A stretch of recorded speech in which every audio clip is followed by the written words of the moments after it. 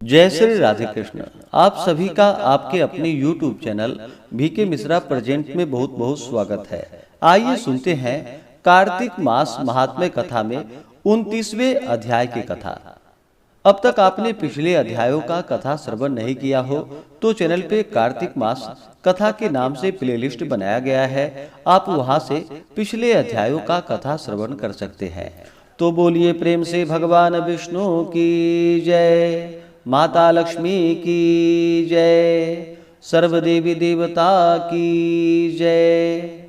ऋषि बोले, हे देव, यह बोधि तरु अर्थात पीपल का वृक्ष क्यों छूने योग्य नहीं हुआ? यह शनिवार को क्यों छूने योग्य हुआ? आप सो कहिए। सूत जी बोले, समुद्र को मंथन करने से देवताओं ने जो रत्न पाए उनमें से देवताओं ने लक्ष्मी और कौस्तुभ मणि विष्णु जी को दे दिया। जब विष्णु जी अपनी भार्या बनाकर लक्ष्मी जी को अंगिकाकार करने लगे तभी लक्ष्मी ने उन चक्रपाणी से प्रार्थना की। लक्ष्मी बोली, जेठी बहन का संस्कार अर्थात विवाह किए बिना तुम छोटी को कैसे ब्याहते हो? हे मधुसूदन, पहले मेरी बड़ी बहन अर्थात अलक्ष्मी का ब्याह कर दो। मेरी बड़ी बहन अलक्ष्मी का ब्याह करके तब मुझे तुम ले चलना, यह सनातन धर्म है। इस प्रकार लक्ष्मी के वचन को सुनकर लोक भावन भगवान ने बड़े तपस्वी उद्गालक मुनि को अपने अनुरोध से उस अलक्ष्मी को दे दिया। स्थूल मुख, श्वेत दांत, जीर्ण शरीर, फटे हुए कुछ काले नेत्र, रूखे शरीर और महाबली वह अलक्ष्मी थी। विष्णु के वाक्य से अंगीकार करते वेद ध्वनि युक्त अपने आश्रम में वे धर्मज्ञ उद्गालक मुनि उसे ले आए। होम के धूप की सुगंध से युक्त और वेदों के पढ़ने के शब्द से युक्त आश्रम को देखकर दुखित हो वह यह वचन बोली। ज्येष्ठा बोली, वेद ध्वनि युक्त यह आवास मेरे योग्य नहीं है। हे महाराज, मैं यहाँ पर नहीं रहूंगी, मुझे अन्यत्र ले चलिए। उद्गालक बोले, हे कांते, तू यहाँ क्यों नहीं रहोगी? तेरा यही निश्चय है तो तेरे योग्य कौन सा स्थान है सो मुझे बतलाओ। ज्येष्ठा बोली, जहाँ वेद की ध्वनि होती है और अभ्यागतों का पूजन होता है तथा यज्ञ दान आदि होते हैं, वहाँ मैं वास नहीं करती। जहाँ स्त्री और पुरुष परस्पर प्रीति से रहते हैं, जहाँ पितृ तथा देवताओं का पूजन होता है, वहाँ मैं वास नहीं करती। जहाँ उद्यम करने वाले, नीति में चतुर, मधुर बोलने वाले और गुरु पूजा करने वाले मनुष्य रहते हैं, वहाँ पर मैं नहीं रहती।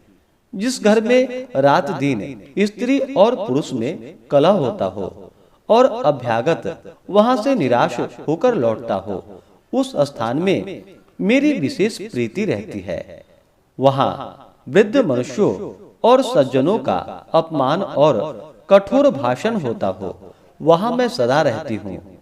जहाँ लोग दुराचार करके पराया द्रव्य हर लेते हैं और पराई स्त्रियों में रत रहते हैं, उस स्थान में मेरी प्रीति रहती है।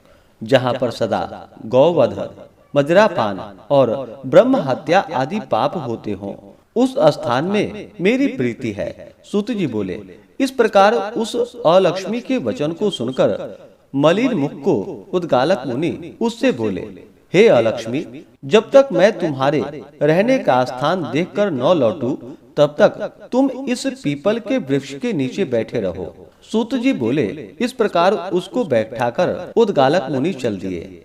वहां बहुत देर तक उसका मार्ग देखती रही। उसने जब मुनि को लौटते नहीं देखा तब वह पति के त्यागने से दुखित हो शोक में रुदन करने लगी। उसके रुदन को लक्ष्मी जी ने अपने वैकुंठ भवन में सुना। तब लक्ष्मी जी उद्विग्न होकर विष्णु जी से प्रार्थना की। लक्ष्मी जी बोले, हे स्वामी, मेरी जेठी बहन अर्थात भर्ता के छोड़ने से दुखित है, अतएव हे दयालु प्रभु, यदि मैं तुम्हारी प्यारी हूँ तो तुम उसे धीरज देने के लिए जाओ। सूत जी बोले, तदंतर कृपानिधि विष्णु सहित लक्ष्मी जी वहाँ पर गए। उस अलक्ष्मी को धीरज देते हुए विष्णु भगवान बोले कि हे अलक्ष्मी, तुम पीपल के मूल के आश्रय में सदा स्थित रहो। यह निश्चय मेरे अंश से उत्पन्न है, इसलिए मैंने तुमको बसने के लिए यह स्थान दिया है। प्रति वर्ष जो तुम्हारा पूजन करेंगे, उसके यहाँ तुम्हारी छोटी बहन अर्थात लक्ष्मी स्थित होकर रहेगी और स्त्रियों द्वारा नाना प्रकार की भेंट देकर तुम सदा पूजने योग्य होगी। पुष्प, गंध आदि द्वारा जो तुम्हारा पूजन करेंगे, उस पर लक्ष्मी सदा प्रसन्न रहेंगी। सूत जी बोले, कृष्ण और सत्यभामा तथा नारद और पृथु का संवाद कहा, और जो पूछना चाहो सो मैं विस्तार से कहूँगा। उनका यह वचन सुनते ही ऋषि मंद हास्य करने लगे। उन्होंने आपस में कुछ नहीं कहा, चुपचाप बैठे रहे।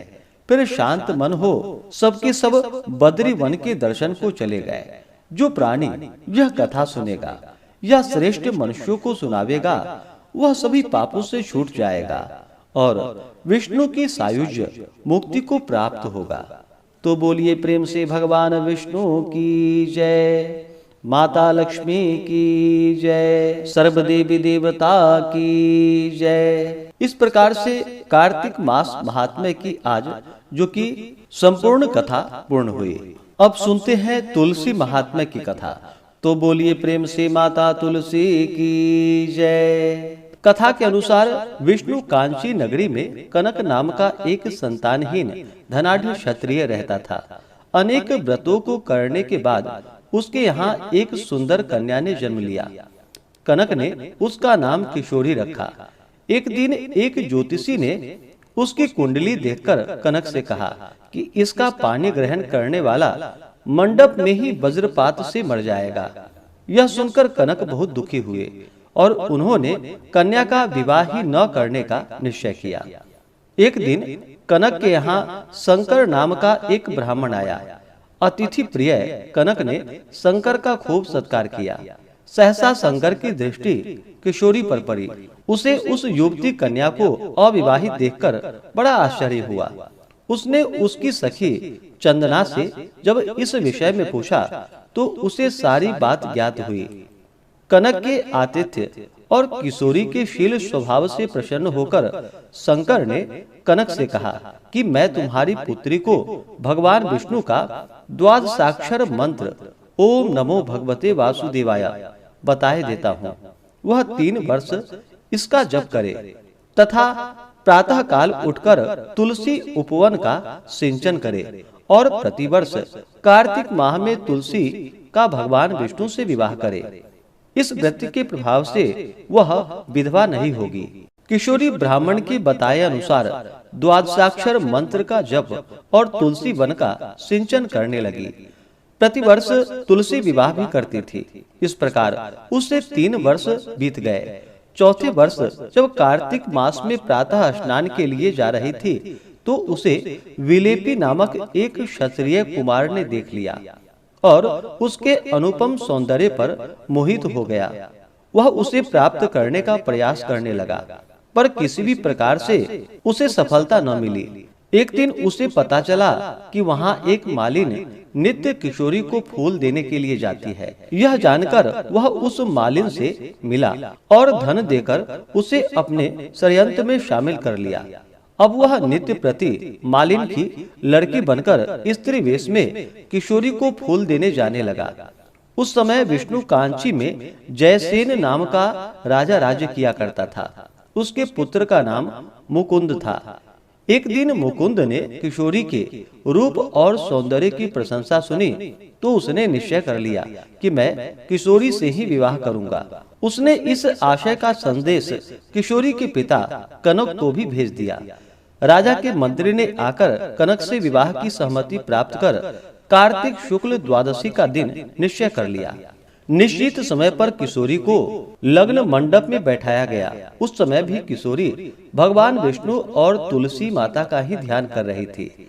आधी रात के समय विवाह के लिए मुकुंद मंडप में आया तो वहां से अन्य पुरुषों को हटा दिया गया। सिर्फ विलेपी ही स्त्री वेश में होने के कारण वहां बैठा रहा। अचानक आकाश में घनघोर गर्जना होने लगी। बहुत तेज आंधी चलने लगी। सारे दीपक बुझ गए। बिजली चमकने लगी। उसी समय विलेपी ने अवसर देखकर जैसे ही किशोरी के हाथ को स्पर्श किया, वैसे ही आकाश से वज्रपात हुआ और विलेपी काल कवलित हो गया, यानी कि मर गया। उसके मरते ही सब कुछ शांत हो गया, पुनः सब व्यवस्था हुई। मुकुंद और किशोरी को सकुशल देख सब लोग प्रसन्न हो गए। प्रसन्नता पूर्वक कनक ने किशोरी का मुकुंद के हाथ में हाथ दे दिया और इस प्रकार तुलसी व्रत के प्रभाव से वैधव्य योग की समाप्ति हो गई और किशोरी राजरानी बन गई। तो बोलिए प्रेम से माता तुलसी की जय, भगवान विष्णु की जय, माता लक्ष्मी की जय, सर्व देवी देवता की जय। तो आशा करता हूँ कि यह जानकारी आपको अच्छा लगा हो। इसी प्रकार से ज्ञानवर्धक जानकारियाँ प्राप्त करते रहने के लिए, व्रत पूजा के बारे में जानने के लिए, कथा को सुनने के लिए चैनल पे अगर आप पहली बार आए हैं तो चैनल को लाल बटन दबा करके सब्सक्राइब करें, साथ में बेल आइकन घंटी को दबाएं ताकि आने वाली वीडियो का नोटिफिकेशन आपको समय से मिलता रहे। वीडियो को लाइक करें, शेयर करें, सुखी रहें और स्वस्थ रहें। जय श्री राधे कृष्ण। धन्यवाद।